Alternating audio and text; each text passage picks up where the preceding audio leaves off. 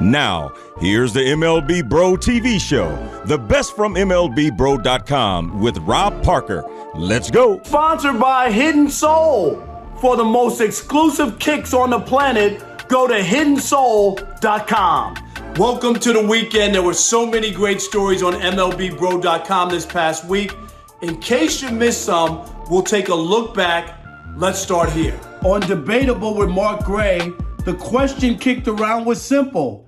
Is Dusty Baker the American League Manager of the Year? Dusty Baker is an original Black Knight.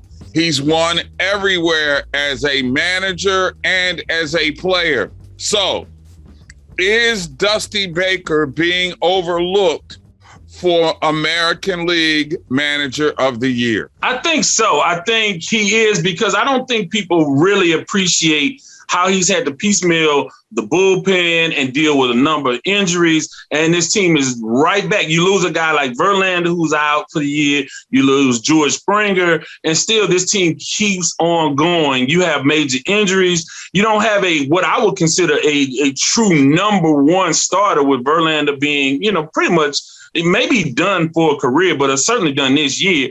And still, they're right there. They're right in the thick of things, even though nobody's really talking about it. To me, this is Dusty Baker's best managing job ever when you look at a collective body of work. They were the most hated team in baseball last year during a 60-game schedule, and they still got to the ALCS, and they lost. They come back this year. People are still hating on them. As you mentioned, they lost Justin Verlander.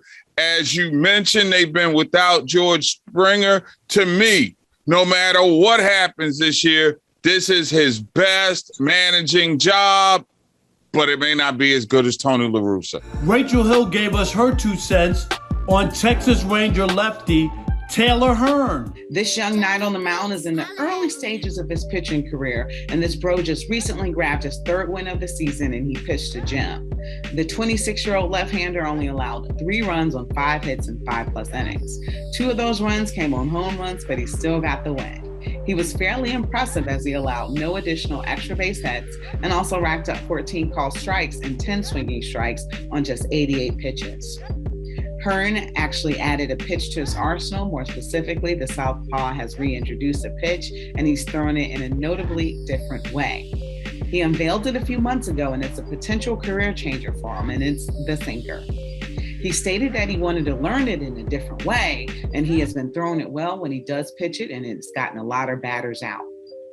Due to the promise that Hearn had shown the Rangers, they had taken the approach of stretching him out. They were first going to use him in the bullpen, but then he got out there and started showing out, as bros often do, and he showed that he has the right stuff, so they stretched him out to a spot in the rotation.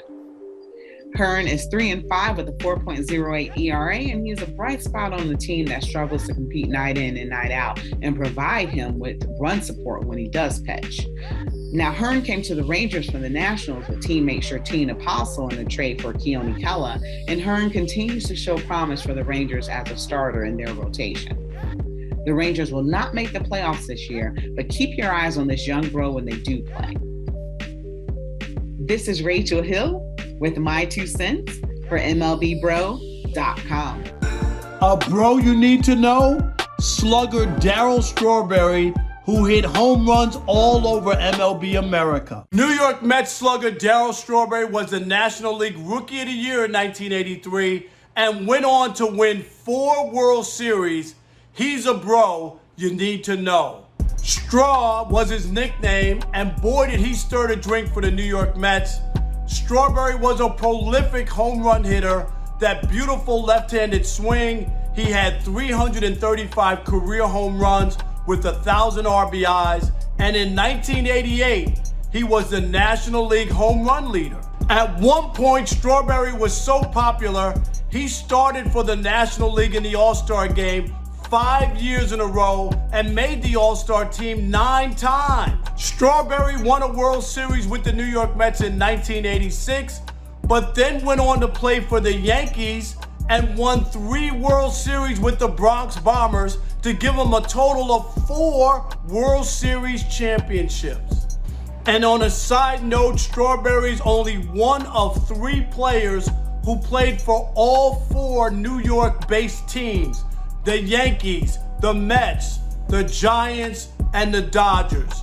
Daryl Strawberry, power and winning, that's why he's a bro you need to know. Brandon Carr had the pushback on the longest game bros played in. Wednesday night turned into Thursday morning as Trent Grisham and Tommy Pham of the San Diego Padres hosted the Los Angeles Dodgers in a 6-hour, 16-inning game. Then I started thinking, wait a minute. Has there been a game longer than this before? I'm glad you asked. On April 16th, 1968, the Houston Astros defeated the New York Mets 1-0 in 24 innings, which went scoreless through the game's first 23 innings, led by the Astros MLB bro, Don Wilson, who created his own history as one of the pitchers to have one of the most scoreless innings ever in a game that went on for 6 hours and 6 minutes. On September 11th, 1974, the St. Louis Cardinals defeated the New York Mets 4-3 in a 25-inning masterpiece, which is the longest continuous MLB game ever not ended in a tie. But the most impressive part is that the game went on for 7 hours and 4 minutes, and it ended past 3 in the morning until Bro Bake McBride scored off an erratic throw. And on May 8th, 1984, the Chicago White Sox defeated the Milwaukee Brewers 7-6 in a 25-inning knockdown drag-out fight, which lasted 8 hours and 6 minutes before bro Harold Baines homered in the bottom of the 25th inning.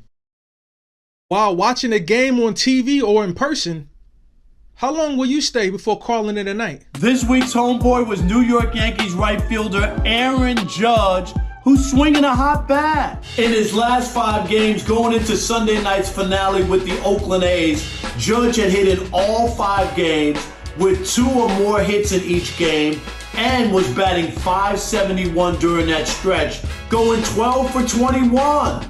In the last 2 games against Oakland, prior to Sunday night, Judge was 6 for 9 at the plate with 2 home runs and 6 RBI. Aaron Judge and the Yankees are balling. They ran off a baker's dozen of 13 wins in a row before they lost on Saturday. Aaron Judge on the season now is batting .295, 29 home runs, 72 RBIs, and an OPS of .929. That's why Aaron Judge is this week's homeboy. Mark Gray chimed in with the pushback and told us about the New York City bros going in different directions. What's the difference between baseball in the boogie down and out on Queens? The MLB bros in the Bronx have a championship look, while there seems to be little cause for hope around Jamaica Estate.